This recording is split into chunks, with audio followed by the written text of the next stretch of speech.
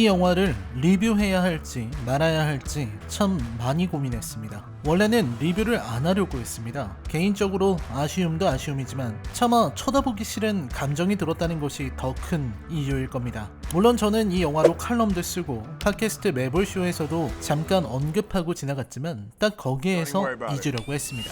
안 그래도 리뷰할 영화가 산더미인데 이 시대에 조폭 느와르라니, 그것도 낭만파 주먹이 나오는 느와르라니 차라리 눈을 감는 편이 낫죠. 그럼에도 늦게나마 이 영화를 리뷰하기로 결정한 이유는 이 영화가 변해버린 시대와 한국식 조폭 느와르의 현실을 고스란히 담고 있다고 판단했기 때문입니다. 우리나라의 조폭 느와르 영화는 제법 많은 작품이 나왔고 그 중에는 수작도 있었습니다. 범죄와의 전쟁, 나쁜 놈들 전성시대나 신세계, 불안당, 나쁜 놈들의 세상까지는 그래도 볼만했어요. 연기도 좋고 재미도 있고 나름대로 개성을 갖춘 작품들도 나왔습니다. 조금 더 과거로 가서 달콤한 인생이나 친구는 말할 것도 없고요. 하드보일드한 성향의 느와르도 그보다는 가볍지만 조직폭력배와 밑바닥 인생의 허탈함과 비정함을 드러낸 작품들도 있었습니다. 지금이야 조폭이 거의 없는 세상이지만 한때 우리나라도 조폭범죄로 홍역을 알았었고 그 기억은 지금에도 유효합니다. 하지만 조폭이 영화의 중심에 서는 건 어쩐지 어색하게 느껴지기도 합니다. 그래서일까요? 최근 나온 느와르들은 썩 그 모습이 좋아 보이지 않습니다. VIP, 악녀, 미혹, 악인전, 낙원의 밤에 이르기까지 제대로 된 작품이 보이지 않았습니다. 그나마 건진 건 다만 악에서 구하소서였을까요? 이마저도 기대에는 미치지 못했지만 시대는 변해가는데 조폭 범죄를 다루는 수준은 자꾸만 떨어지고 있습니다. 이제 현실에서는 영화와 같은 조폭들의 항쟁은 보이지 않습니다. 오히려 더 지능적이고 더 고약한 범죄들이 판을 치죠. 넷플릭스의 인간 수업이 보여준 것도 그런 겁니다. 하지만 영화는 여전히 전통적인 방식의 현실을 무시한 조폭 느와르를 만들고 여전히 지난날의 영광에 기대려는 듯한 모습을 보입니다. 그리고 그 시대착오적인 발상의 결정체가 바로 이 강릉이라는 영화입니다. 얼굴 없는 보스가 황당한 수준의 기획으로 시작되었다는 것을 생각해보면 더 많은 자본과 더 잘 알려진 배우들이 포진된 강릉은 어떤 면에서 더 악질이라 할 만합니다. 아름다운 도시 강릉을 조폭들의 아사리판으로 만든 영화 강릉 리뷰입니다. 여러분, 이제부터는 치명적인 스포일러가 포함되어 있습니다. 감상에 유의하시기 바랍니다. 그럼 리뷰 시작합니다.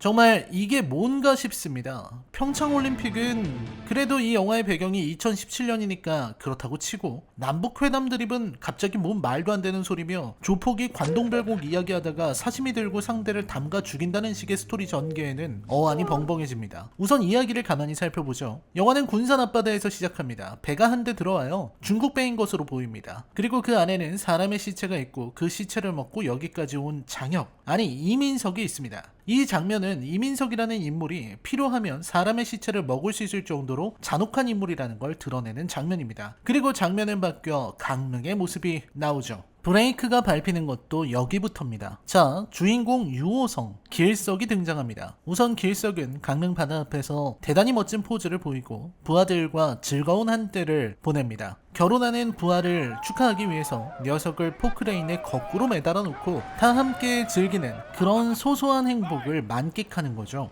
대한민국에서 솔직히 포크레인에 거꾸로 매달리지도 않고 결혼했다고 하면 다들 웃을 일입니다. 모두들 이렇게 하잖아요. 기절도 하고요. 이래야 결혼이지. 그리고 갑자기 어떤 연락을 받은 준석은 어느 가게 앞에서 누군가와 대화를 나누는데, 이러면 되겠나 안 되겠나?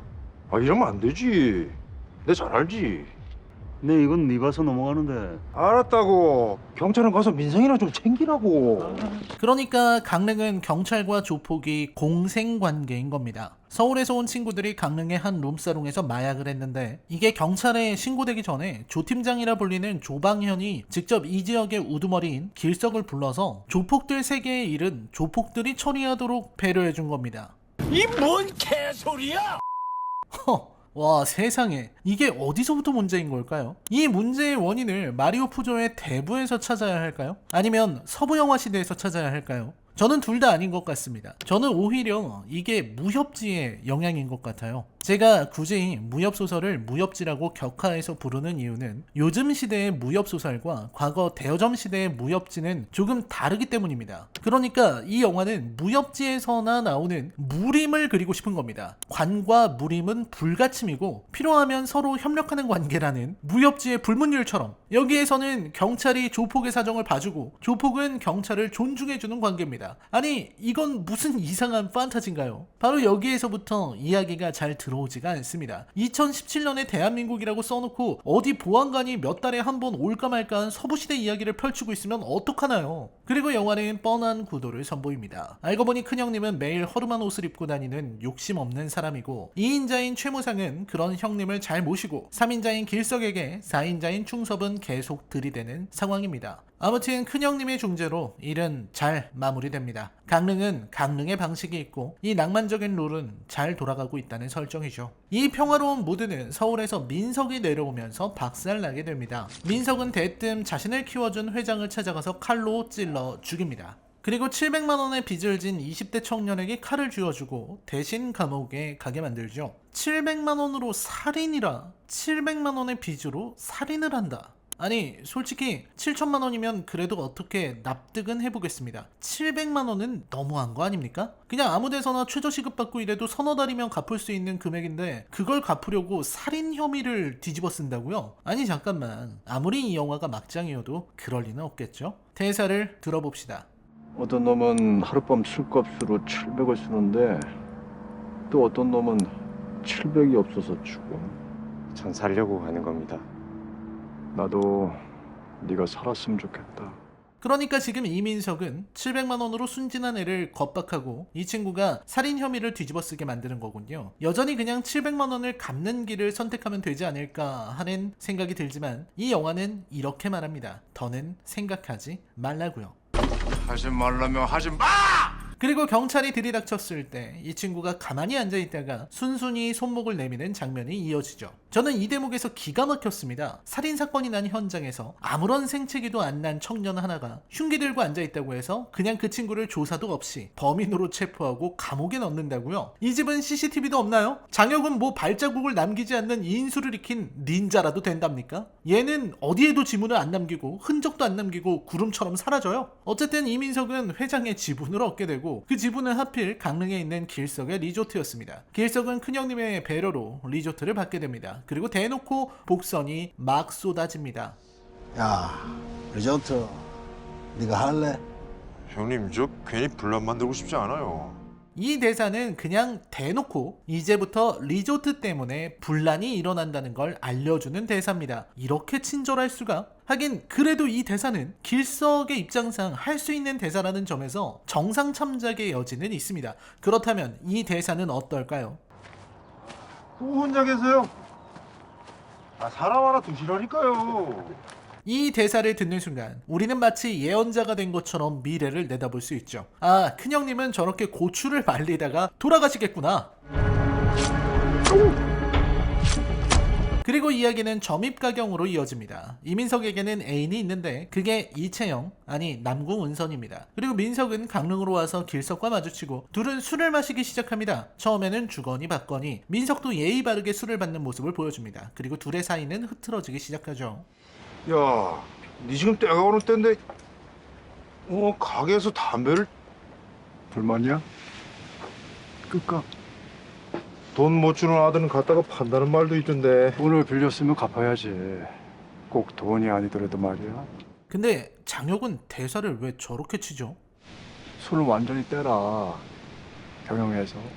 아무튼 민석과 길석의 만남은 길석의 입장에서는 민석의 말을 알아들은 걸로 끝낸 거지만 민석은 화가 났죠. 그리고 길석의 부하이자 2인자인 형근은 민석의 2인자 정모를 만나 온갖 드립을 다 칩니다. 노무현이가 북한 가면 김정일을 만나지 그 밑에 것들 만나는 거 봤어? 다 급 있는 거지. 야, 네 관동별곡이라고 들어봤나? 이게 뭐 존나 옛날 사람이 쓴 긴데 여기가 천국이라니. 하지만 정모는 형근의 말이 그리 달갑지가 않습니다. 형근이 산전수전 다 겪은 정모를 이해할 수 있겠다고 하자 정모는 30년간 노가다를 한 아저씨 이야기를 꺼내면서 섣불리 이해를 입에 담는 것이 얼마나 교만한 것인지를 일깨워줍니다. 그러니까 함부로 이해한다고 하지 마세요. 기분 나쁘니까. 정모로서는 충분히 할 수 있는 말이지만 지금 형근이 정모를 부른 것은 이 아름다운 강릉에서 우리끼리 사고치지 말고 잘 해보자는 거였는데 그걸 이렇게 받아친 겁니다. 형근과 그리고 강릉의 조폭들과 잘 지낼 마음이 조금도 없다는 걸 대놓고 드러내고 있는 거죠. 그런데도 이 강릉 조폭들은 긴장감이 없습니다. 결국 사단이 벌어집니다. 알고 보니 민석과 은서는 빚으로 얽매인 사이입니다. 은서는 민석을 사랑하는 듯 더 깊은 관계를 요구하지만 민석은 그저 이자 이야기를 합니다. 즉 은성과의 관계는 이자를 몸으로 성관계로 대신하고 있을 뿐이라는 거죠. 이에 민석은 나를 감당할 수 있느냐고 말하고 두 사람은 앞에서 벌려놓은 복선을 회수하러 갑니다. 큰형님은 사망하고 은선이 살인 용의자가 됩니다. 이번에도 민석은 구름처럼 사라졌고 경찰은 현장에 덩그러니 있는 은선을 낼름 잡아갑니다. 이 가녀린 여인이 조폭 두목을 어떻게 사시미로 찔러서 잔인하게 살해할 수 있었는지에 대해서는 전혀 묻지 않습니다. 은선의 완력으로 과연 성인 남성의 복부에 사시미를 찔러넣고 그걸 빼서 다시 찌르기를 반복한 후 목을 긋는 퍼포먼스가 가능한가? 같은 의문은 전혀 품지 않는 겁니다. 그리고 강릉 식구들은 복수를 천명하지만 경찰들의 임무를 존중해야 하는 길석은 나서지 않고 결국 길석의 식구들은 모조리 당하게 됩니다. 길석은 가까스로 도망치고 충섭이는 살해됩니다. 최무상이 배신자였고 무수히 많은 이들이 죽죠. 하지만 3개월 후 민석은 무혐의로 풀려납니다. 이게 무슨 소리야? 무혐의? 그러니까 민석에게 빚진 애들이 전부 자기들이 했다고 나섰기 때문에 민석이 무혐의가 되었다고요? 아니 판타지도 너무 심한 거 아닙니까? 검사는 뭐 수사도 안 합니까? 지난번 700만원 청년도 민석에게 빚이 있었고 은선도 민석에게 빚이 있었는데 아니 왜 그런 연관관계를 알아보지 않는 거죠? 어쨌든 이야기는 절정으로 나아갑니다. 결국 뻔한 스토리죠. 길석이 복수한다는 이야기입니다. 복수도 뭐 대단할 게 없어요. 길석이 돌아와서 큰형님 빈소에 술을 따르고 자기 형님 동생들 다 죽인 민석을 만나서 또 술을 따릅니다. 그리고 길석 역시 사람의 말을 안 믿는 민석과 다를 바 없는 존재가 되었다는 것을 암시하며 이야기는 끝납니다. 정말 후반부의 졸속 진행은 보는 내내 지루해서 제발 영화관을 나가고 싶을 정도였어요. 문제가 아주 심각한 영화입니다. 일단 이 영화의 주연은 물론이고 조연들도 폼을 너무 많이 잡아요. 비정한 느와르인 건 알겠는데 조연들이 저마다 잔뜩 힘이 들어간 대사를 내뱉는 통에 오글거려서 볼 수가 없습니다. 정모와 형근이 나눈 대화들은 그렇다 치고 이런 것도 너무 도식적입니다. 그러니까 센 척하지 마.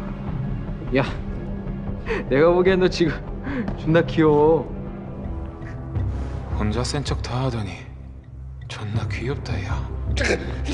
거기에 민석, 장혁의 똥폼은 거의 역대급입니다. 일단 장혁은 전투 장면에서 무수히 많이 칼을 맞고 쇠파이프를 맞는 상황인데도 맷집이 너무 강해요. 그리고 마지막에 완벽하게 제압된 후에는 숨소리 하나 흐트러지지 않은 채로 대사를 합니다.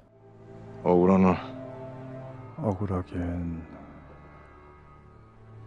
내가 나 이렇게 죽을 건 몰랐을까. 그리고 내내 관조적인 대사를 해댑니다. 아 맙소사, 죽는 순간까지 초연한 악역이라니 이런 게 멋있다고 생각한 사람이 대체 누군가요? 결국 이 영화 최대의 문제는 이민석이라는 캐릭터입니다. 그냥 칼 하나 쥐고 모든 일을 해결하는 이 캐릭터는 만능에 가깝습니다. 게다가 세계는 얄팍하게 짝이 없어서 민석이 원하는 대로 모든 것이 흘러갑니다. 거기에 장혁의 연기는 정말 오묘하게 이상해요. 이 영화에서 장혁은 톤을 좀 바꾼 것으로 보입니다. 굉장히 특이한 방식으로 발성을 하는데 그게 왠지 힘도 없어 보이고 잘 들리지도 않고 카리스마도 없어 보입니다. 그냥 초췌한 한 남성이 나지막이 읊조리는 신세 한탄을 듣는 것 같아요. 세상에 말이야, 말만큼 의미 없는 게 없어요. 예, 꼭 그렇게 하세요. 아니 말을 좀 똑똑히 하라고요. 아마 캐릭터에 맞춘 발성인 것 같긴 한데 너무 특이하다 보니 듣는 게 좀 이상하게 느껴집니다. 차라리 검객에서처럼 대사가 없는 편이 나았어요. 장혁이 나올 때마다 영화에 집중이 안 되고 장혁의 입만 보여요. 거기에 장혁이 맡은 이민석 캐릭터는 이건 범죄도시의 장첸 같은데 굉장히 힘없고 나른하고 약에 취한 것 같은 장첸입니다. 어디에서 이런 괴상한 캐릭터가 나왔는지 의문입니다. 마지막에 죽음을 받아들이며 싸우러 나가는 모습은 멋지다기보다는 그냥 미친 사람 같아요. 이런 미친 사람의 강릉이, 리조트가, 카지노가, 경찰과 법원이 휘둘리다니 이게 말이나 되냐고요. 그리고 이민석이 사람 먹은 이야기는 왜 넣은 건가요? 그럼 민석이 마지막 싸움에서 적들을 물어뜯기라도 하든가 하든가. 상황이 이렇다 보니 조폭들의 투쟁도 전혀 긴장감이 들지 않습니다. 그저 사람을 칼로 찌르고 베어 죽이는 소프트한 스너프 필름이 있을 따름입니다. 거기에 멋대가리 없는 대사들로 사람을 오글거리게 만들죠. 무엇보다 사람이 이렇게 많이 죽어나가는데도 경찰이 대부분 방관하고 있다는 점이 압권입니다. 언뜻 보기에도 10명은 넘게 죽었는데 이 영화의 세계에서는 별다른 일이 벌어지지 않습니다. 거기에 별 쓸데없는 장면들도 문제입니다. 중간에 조 팀장이 은선을 찾아가는 장면도 생각해보면 아무런 의미가 없습니다. 은선을 꼬시려고 했지만 은선은 오히려 민석의 편을 들었죠. 이 장면이 의미를 지니려면 조 팀장이 은선의 말에서 뭔가 단서를 얻거나 은선의 지지가 민석을 더 자유롭게 해줘야 하는데 여기에서 이 장면은 그냥 넘어가도 상관없는 하나의 사족에 지나지 않습니다. 애초에 은선이라는 캐릭터 자체가 민석을 위해 준비된 도구, 이상도 이하도 아니죠. 강릉이라는 도시를 제목에 넣은 것처럼 영화는 계속해서 강릉의 세계를 보여주려 애를 쓰고 있지만 헛수고입니다. 영화에서 보이는 강릉은 널리 알려진 강원도의 모습처럼 보이지 않는 데다가 간혹 나오는 강릉의 주요 지역들도 너무 매끈하게 빠진 홍보 영상처럼 차갑고 깨끗하게 보일 뿐입니다. 강릉에서 이 영화를 왜 허락했을까요? 서울에서 온 조폭들과 강릉 토착 조폭의 대결이라는 철진한 구도에 만족했던 걸까요? 설마하니 낭만파 주먹들의 이야기가 통할 거라고 생각했다면 오산입니다. 이 영화에서 볼만했던 건 그냥 유호성 하나밖에 없어요. BT에서도 그랬지만 친구의 준석이 너무나 인상적인 캐릭터이기에 유호성이 수트 입고 조폭으로 나오면 준석이 바로 떠오를 정도인데 이 영화에서는 유호성이 준석이 아니라 길석으로 보입니다. 이 정도만 해도 유호성은 대단한 일을 해낸 거죠. 거의 비슷한 역할인데 그 안에서 디테일을 잡아냈으니까요. 그리고 그게 전부입니다. 이런 시대착오적 느와르는 지금 시대에는 너무 낡았어요. 낡은 것이 상업적으로 통용되지 않으리라는 법은 없지만 영화도 세상도 발전하는데 조폭 느와르만 그 자리에 있어도 된다는 건 너무나 아니한 생각입니다. 터질 듯 안 터지는 잔잔한 그리고 시대를 너무나 잘못 만난 영화. 강릉에 대한 제 평점은 10점 만점에 2점입니다. 보다 나은 작품이 보다 나은 기획이 나와서 느와르의 새 지평을 열어주기를 바라는 마음뿐입니다. 라이너의 컬처쇼크 영화 리뷰는 계속됩니다. 저는 다음 리뷰로 찾아뵙겠습니다. 시청해주셔서 감사합니다.